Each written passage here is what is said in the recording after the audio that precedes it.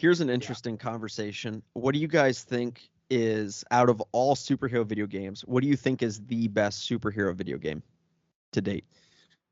If I were to start, it's a very hard tie between Arkham City, just all around. It's like there's nothing really wrong with it. Like the dialogue, there's like maybe a few dialogue things, and the traversal is a little slow. But besides all of those things, it's like a perfect game. it's a full package perfect game. Like you could play that game and you could still have fun with it today. It's a tie between that and honestly, it's an old timey game. It's Shadow of the Colossus. Like I love that game so much. I can't even lie. Like that game, it's like really simple. You just ride a horse to point A to point B and just kill a big monster thing, and that's it. And you know the story, it's kind of in the background, but it's just a lot of fun to play that game. And if I were to say number two, honestly, I like Spider-Man. I like Spider-Man PS4. Like I have good vibes from that game. Like when it came out in 2018. It's a great game. It was so much fun when it came out. The hype for it, just everything about it. That's like my personal top two, I guess, like since those first ones are tied. Jake? Yeah, I think I'd agree. Arkham City still holds the top spot for me, not because it hasn't been outdone in certain aspects by other games. For example, I do think Spider-Man 2018 has a better written story that has more nuance to the characters. And I think that Spider-Man 2 has better traversal, for example. But I still cry to the Aunt May scene, bro. Yeah, no, it's a really heavy hitting moment. I do think that there's a lot that gets overlooked in Arkham City. Like I've seen this opinion spread more and more that like there's no character arc, there's no development. It's just a very bland take on the characters, which I couldn't agree less with. I think that it's actually a very nuanced approach to the character. It's just told in a very different way because Batman's very stoic. He doesn't have all these monologues about how he's feeling. But with that being said, like Arkham Knight is an improvement on Arkham City in almost every way, but there's so many nitpicks that I have with how they told that story that I can't say that I like it more than Arkham City. So I would say that Arkham City is still my favorite superhero game. I hate when people say that about Arkham City too, about the story with Batman having no arc, because he literally has Joker die at the end. Like that's like the most Batman like arc thing that you could do with him is kill one of his villains right in front of him, kind of because his of him. main villain, right? His main villain, and in the DLC they literally show that he's acting different and he's completely changed. So anybody that says that didn't play the game all the way through or just didn't like actually listen to the dialogue. Well, like you said, like it's more in Arkham City, it's more subtle. It's more like watching. It's more like watching an art house film in the sense that the character arc and the story beats, it's not as in your face, it's not as explained. And so like even just the metaphor of like the opening scene in the game of the Cain and Abel drawing versus like the end of the game and like certain things like it, like there's complexity to it, but you have to be more intentional in discerning it and discerning the arcs rather than, like you said, and sort of like Batman just like crying on screen. You know, it's like I would say it feels more like a mini series in a way, because like there's like the sections of the game that kind of tackle each villain. Like there's a Penguin Museum mission, and then there's the iceberg or like the that's true. Mr. Freeze mission, and then the Ra's al Ghul mission. I feel like the Ra's al Ghul missions where you start seeing Batman change a lot because he's like trying to ask for help from the villain and saying that he would join him even though he's lying. He's like that desperate to have a few more hours to be alive. So those things like that, I played that game so many times. Like if anybody tries to argue with me with it, man, that game's amazing. Yeah. My opinion might get me torched because here's the thing is, are you gonna say Guardians of the Galaxy? No. Telltale's Guardians of the Galaxy. No, stop. No. Of course it's an Arkham game. Come on. I'm not an idiot. No offense to the Insomniac fans out there. But I think Arkham City is like a perfect game. There's really nothing that you would change about it. Everything about it I think is perfect. And anything that you nitpick as something that you would change is more a byproduct of innovations and technology that didn't exist at that time. And so I think that so it would kind of be like talking about 2001 Space Odyssey and being like, yeah, but like the CGI wasn't that great. It's like, yeah, no shit, it was made in the 60s. Like, okay, like what are you going to do about it? It's the same thing with certain aspects of that of Arkham City. They're like, yeah, like it's kind of clunky, the traversal. It's like, but it was the best traversal ever at the time it was made. Like, anyway, whatever. So Arkham City is a perfect game, but I still think I would say Arkham Knight is the best overall superhero video game ever made. And the reason why is because it is the most complete package of one. I think it's the most immersive in terms of the open world. I think that the aspects of just the way they expanded with more of the side missions make it a little bit more of a complete game.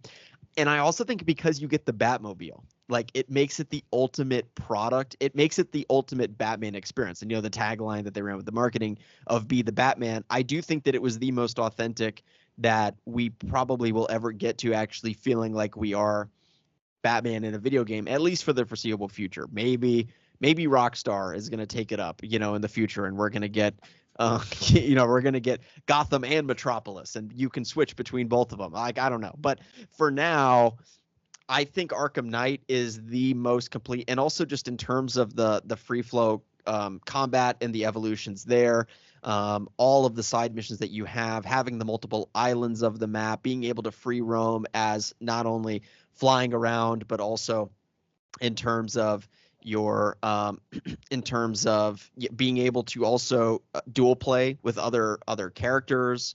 I think that Arkham Knight for me is probably the best superhero video game ever made, but I say that with the caveat that the story is certainly not as good as Arkham City. Arkham City is a perfect story and again, like a perfect game. So it might be weird to be like, well, how, if it's perfect, then why would you put Arkham Knight? It's just because those things I mentioned, it makes it a little bit more of a complete, like, evergreen package. As going back to it now, especially, it is just like, it's amazing. And also all the story DLC too. I mean, people dog on the Batgirl story pass and things like that, but like the Batgirl story pack I think is still very fun, and it's really cool that you get a whole Batgirl's the best one out of all of them. Yeah, and like even the Season of Infamy was really strong, and so it's just kind of like the most complete full package of a game. And then also the challenge missions I thought were really good. The racing tracks, I think that's the game I like to go back to the most. So I'm curious because I'm not gonna disagree with you, Kobe. I think that yeah, there are definitely improvements. I guess my question, because I can understand there's so much evolution between Arkham City and Arkham Knight that I can understand why Arkham Knight would take top spot for you. What is it about the Insomniac Spider-Man games that has not outdone that for you? Because one could argue that those do have more innovative traversal and gameplay mechanics. Like, what about those still does not top Arkham Knight? Yeah, that's a good question. I think a big part of it, I mean, just being totally honest, is just my bias that I am, a bigger Batman fan than Spider-Man. And that's just probably just the biggest thing for me, is that he's my favorite superhero. Now, I will say, though. I was about to say, I could answer that for you if you want it, Kobe. Go ahead.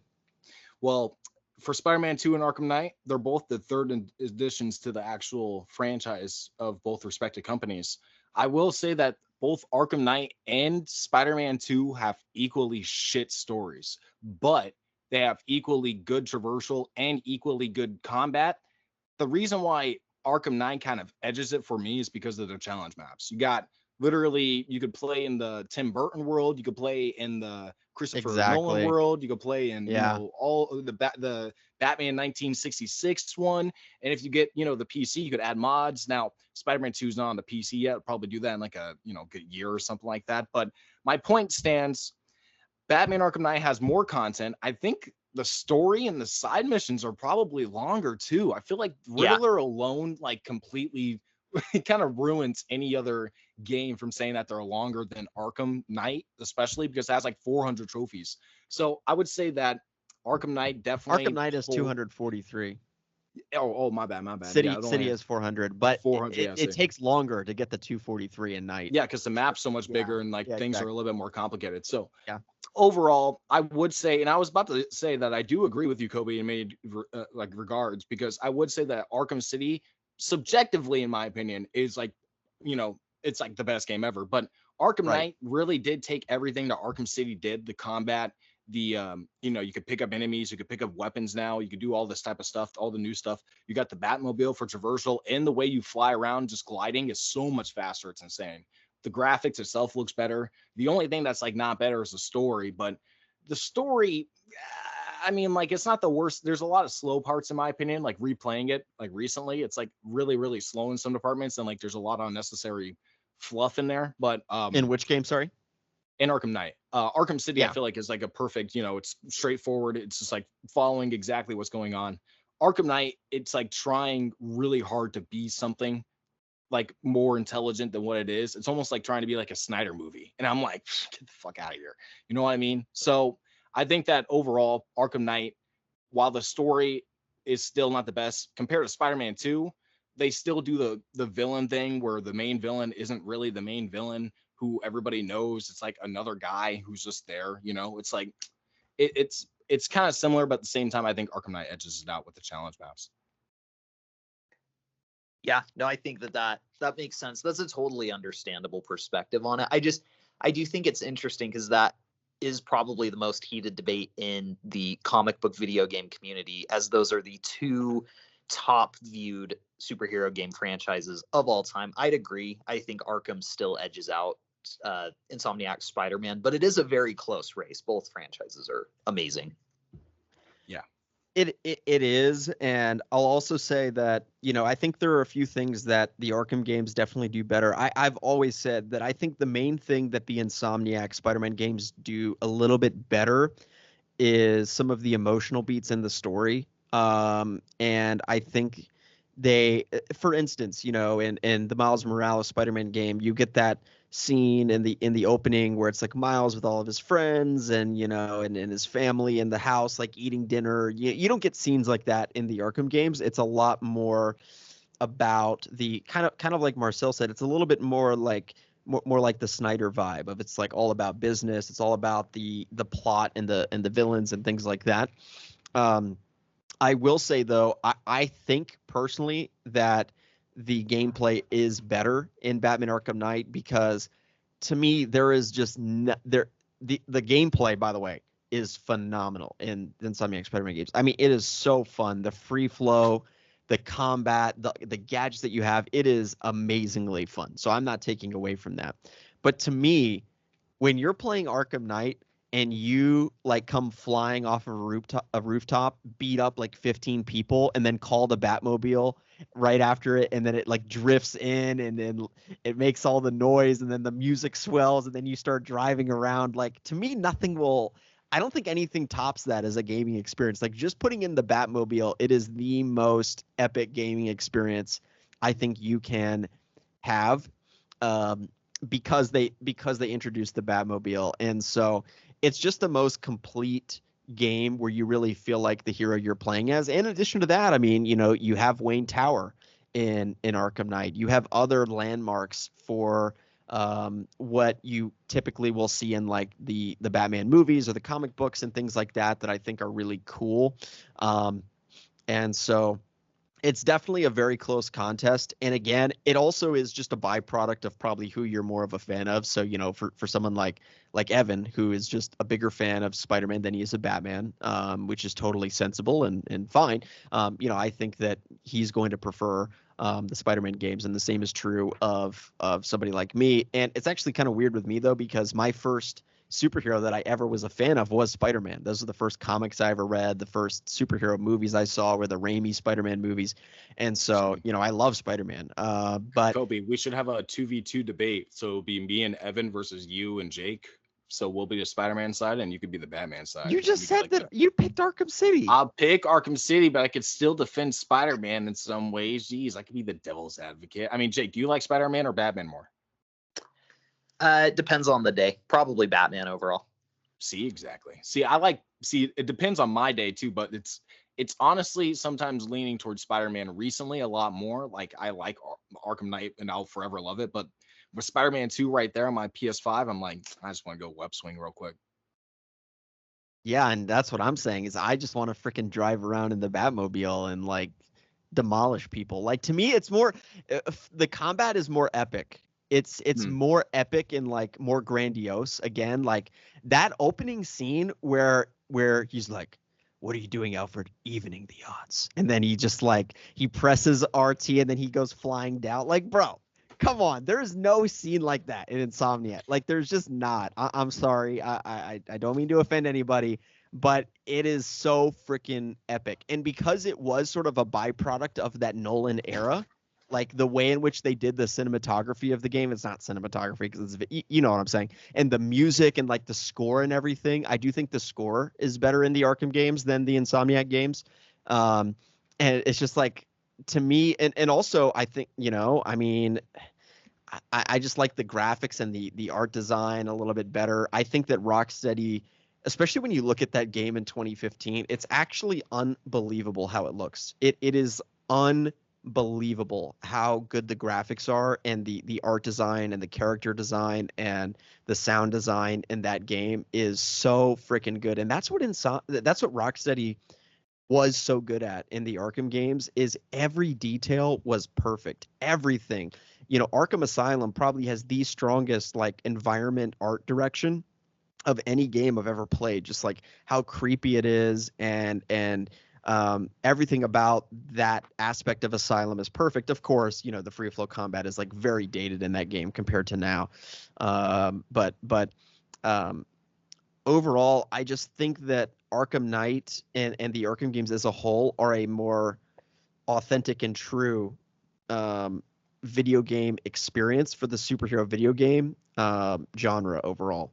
But I know that many people will disagree with me. And there are things, as I said, that Insomniac does better. You know, I think if Rocksteady were to make another Arkham game, getting more like character beats and more like flashbacks, and, you know, like they could have had some nice flashbacks of like building rapport between, you know, Bruce Wayne and Alfred, or things like that, like a little bit more character moments. I think that's something that when I play through the Insomniac games, I do realize that Arkham probably could have done a little bit better. And they started to do that with Arkham Knight, with the Barbara Gordon flashbacks and things like that, but never quite to the extent that Insomniac got. So that's an area of certain emotional beats that I think that Insomniac is stronger. But I will say that overall, in terms of a complete package, to me, I think Rocksteady clears it pretty easily. I'm just saying, if they ever make a Batman reboot for a game, they should like try to somewhat adapt, or at least do like a side mission with Mask of the Phantasm being adapted. And then you get flashbacks with that one character walk around, do dates or like whatnot. Then you have to run away and be Batman. Like, oh, that'd be fucking so cool. And then like you see the fan. Oh, I'm just saying, honestly, Batman and Spider-Man, they're definitely the top like video games of any superhero genre that we have here. Like, there's very few games that come up close to it. So I just can't wait to see the next installment of Spider-Man. And I personally can't wait for Wonder Woman. I played like 10 minutes of Shadow of, I think it was Mordor, whatever one it was on Steam that I bought. And man, if that free flow combat and the way you could stealth around is like similar to what you could do with Wonder Woman, but you have like superpowers and shit, oh my God, it's going to be phenomenal. It's going to be one of the best games ever. So if you had to pick just on gameplay alone, Spider-Man versus Arkham, what do you think? Insomniac, Spider-Man versus Arkham, both of you. I'm definitely going for Arkham. It feels, well, for starters, Brian Intihar himself said that he wanted to make Spider-Man, the game that they were making, like Marvel's Arkham. So I personally think that they've already taken what made Batman work and they've just applied it to Spider-Man. Like, there's not a lot that Spider-Man does different than Batman in the first game compared to what they were doing in like Arkham Knight, which came out 3 years prior. And I think that Arkham Knight is a lot more impactful. Like, the characters and the NPCs, they literally get bruises and bloodied. And just like when you like cape stun somebody and punch the shit out of them 20 times, and the sound effects where it's like douche, like, it's just, to me, it's just, the gameplay is so freaking badass. It reminds me, I will never forget the first time I played the Force Unleashed, the opening mission of Force Unleashed, when you get your force. Actually, it followed the principles of what of what Rocksteady was talking about, of just give you Sefton Hill was saying, of give the player all the power like right away, because you literally are just like force launching people 50 yards off of bridges and just like fucking obliterating people at the opening scene of that game, and it's so freaking epic. And to me, I think that Arkham Knight is that. It is like the most epic gameplay of any game. It is just unbelievable. My biggest problem with Spider-Man, like their gameplay, especially with the first, I mean, even with the second one, when you really look at it, is that after all of the characters are like done and you do finishing moves where you're literally taking them 30 feet in the air and doing scissor kicks on their heads and whatnot, like they land on the ground and they just look like action figures. Like they're just like, Exactly. like ragdoll Yes. action figures, and their eyes are open and they're A-okay afterwards and everything's And okay. when he punches them, it's not as I don't know how to describe it. Like you said, isn't Spider-Man 2 is T-rated, right? Yes. Yeah. Exactly. You can tell. There's You still can blood, tell though. that There's Arkham still Knight is blood that M, comes out of, like, Spider-Man their 2 is T. You know what I'm Yeah. saying? I think that with Wolverine, it's going to feel a lot more like Batman Arkham, I where agree. you're going to be ripping through enemies and slashing them apart and running through walls and all the gameplay stuff that we've, seen leaked and whatnot. I agree. That really does look like something that's going to be akin More to Arkham-esque. Arkham mixed Yep. mixed with like Spider-Man type of graphics and like Spider-Man type of like maybe animations that they've had before. I think I've seen like a video where they show off Wolverine doing the same exact combo that a Spider-Man character or that Spider-Man himself does in the game, where he's like, hitting somebody over and over with the square button. So that's going to be a lot of fun to see with that. If you were to ask me like what game like I would want to play for the combat, it would have to be Batman Arkham Knight. And Spider-Man 2, they try to make improvements, but they take away a lot in Spider-Man 2. They take away like all of the gadgets. You only have 4 gadgets that you get to use now out of like the 8 that you had before. The special abilities are really cool and whatnot, but they're there to replace other gadgets, and it just feels, yeah, I it's cool to prefer the have them, but they gadget don't. wheel, like in I like the Arkham, where you gadget. have I a ton of love the gadget gadgets. wheel. That felt so much more natural to the character than to do spider arm leg robot things where he comes out of his back, and now like literally I don't even understand how that works. Like it's just like nanotech, I guess. Peter can just do that now, but I digress. Yeah, I would say that Arkham always made sure that their gameplay tied really well into the fiction of their story, whereas Insomniac has often leaned more into doing stuff that's just fun, even if it doesn't really make sense in the context of the story. I'd largely agree that the combat of Arkham Knight in particular is still perhaps the best combat system ever. It is so fun and engaging, and challenging. It's not an easy combat system. A lot of people act like it's you just hit one button and you can take everyone down, and that's not really the case at all. You have multiple different enemy types that you have to use different gadgets or techniques on to take down effectively. The one thing that I do think Spider-Man maybe has the upper hand on, and actually I will say, for me personally, it does, is the traversal, particularly in Spider-Man 2. Just combining web swinging, gliding, zip launching to points. It's really just an impressive system. And I do think it's fair to wonder like how they could have evolved the Batman traversal much further, because I don't know, like in the comics, that is what he's known for. He drives the Batmobile, he grapples, he glides. Like I don't know what else you really add to that system to improve it, but uh, that's something that I just think inherently as a character, Spider-Man has more. I don't know. He has a better history in the comics of utilizing different abilities to get around the city. But beyond the traversal, I would say that Arkham, from a gameplay perspective, is the better game. Yeah. Arkham, or with Batman, I was always saying that for like something you could do if you wanted to upgrade his traversal is just like make him do tricks in the air, but not like serious like Spider-Man tricks where you're doing backflips, but like just do like barrel rolls, or like just make his Yeah, gliding like 10 times faster than what it was in like Arkham Knight. or There's ways to improve it. let him do like a grapple swing or something like he does Yeah. in the animated Or series. the bats, yeah, exactly, a swing, or like even like the bat cycle too, like you Yeah. could have him on a motorcycle that actually doesn't feel like it's going 10 miles per hour like Gotham Knights does, with no thrusters. The fuck. Yeah, no, there's so many more things that they could do with the Batman traversal, and I Yeah. feel like with Arkham Knight they were barely scratching the surface. Like it felt like it was almost, it was great, but I feel like it was like missing 1 or 2, 3 things that could have really improved the the fluidity of the actual gliding, or like the actual grappling could have been like somewhat played with so they could do different things with it, like have more physics with it or something like that. Like also Yeah. swinging, like they could steal like Spider-Man 2 stole from Arkham where they're doing a gliding, have Batman swing around every once in a while. That'd be cool. Yeah, So no, yeah, there's things. you're right. Like there actually is a lot they could do. Like you could be driving the Batmobile around and then press a button and have the Batwing come in and pick you up and you can fly it around or something. Like there is a lot they could do. Another thing that I don't think any of us have touched on tons with it too is like just the fact that the stealth is so built around the character, and it's a unique stealth system. Now, by Arkham Knight, I was getting sick of the repetition of like, okay, I'm going to survey everyone from a gargoyle, and then I'm going to swing around and do inverted takedown. Like, I do think that it got more interesting once they started removing gargoyles and vantage points from the rooms and making them a little bit more challenging.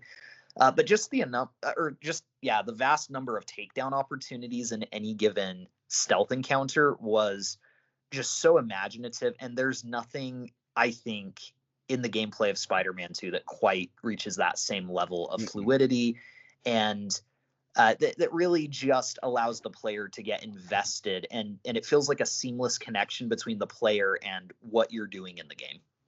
There's nothing more badass than the fear multi takedown, or when you take somebody's head and bash it into a freaking electric rod, or what, like the little power boxes and things like that. I love that in the Arkham I games. love those videos where they can where they like put the explosive gel at the right spot and then they like grapple up to one point and then they have the battle ring ready and they take out like 10 guys at once. It's like the coolest shit. I know. Yeah. And I will also say on the narrative piece, I think this is going to get me torched. I think that people a little bit overplay the Doc Ock arc in Spider-Man 1, which I do think was very good. And it was listen, hear me out.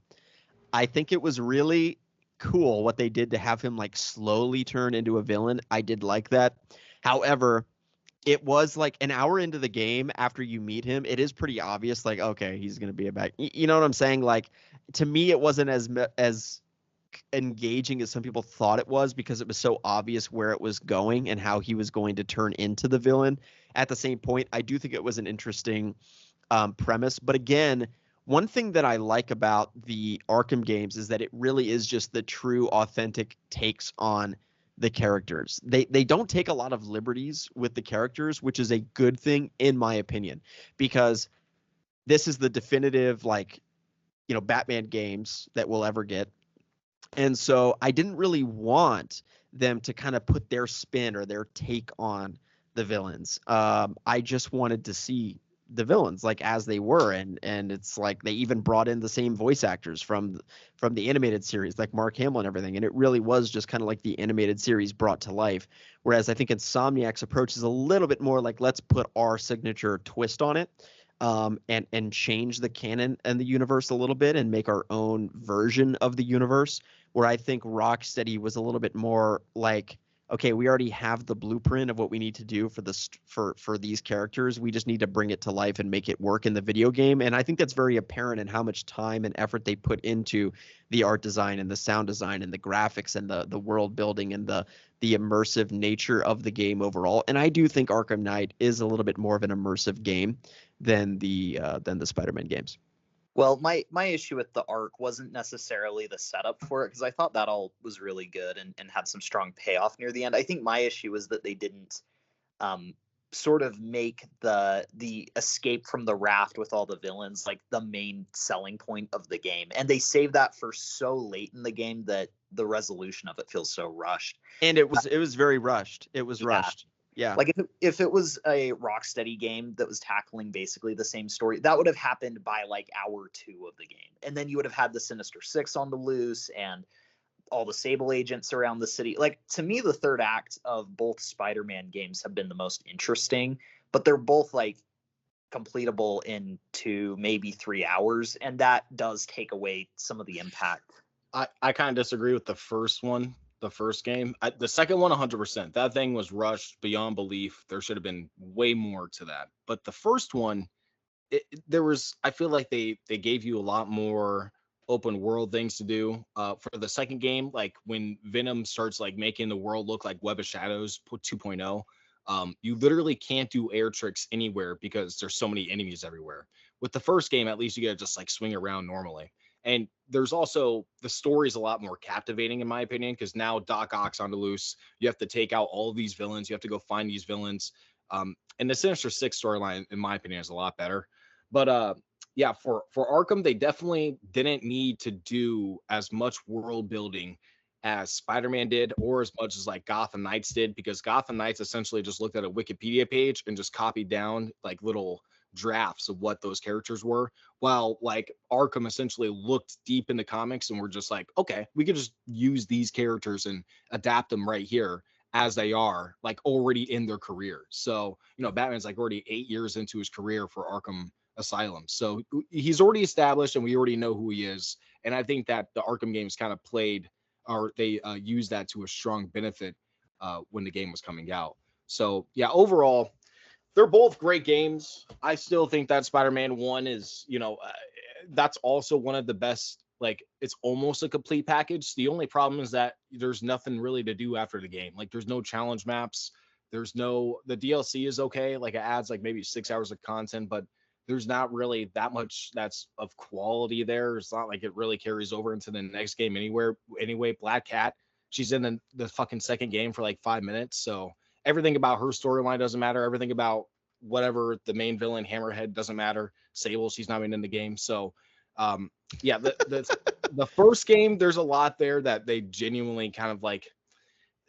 I feel like it's a good start for them. That was a better start for Insomniac than what Gotham Knights was for WB Montreal. Because now there's probably not even going to be a second Gotham Knights game, like realistically. Definitely not. 0% chance. Yeah, for Spider-Man, they had a good foundation. Like, they had the best foundation imaginable. I think they had a better foundation than Rocksteady did with Arkham. Like, the reception, it's kind of hard to like kind of compare, but just the way that, you know, that game was received and how fast Miles Morales came out, you would think that the second game would be Arkham City level quality, but it kind of seems like they're saving that potential level of quality for the third game, and I hope that's what they're doing. Like, you know, maybe it's like a flop where Arkham Knight is really the Arkham City for Insomniac, where the last game is actually the best instead of the second game being the best. So we'll see. I think that overall they're both great. I really want to go and replay all of them now.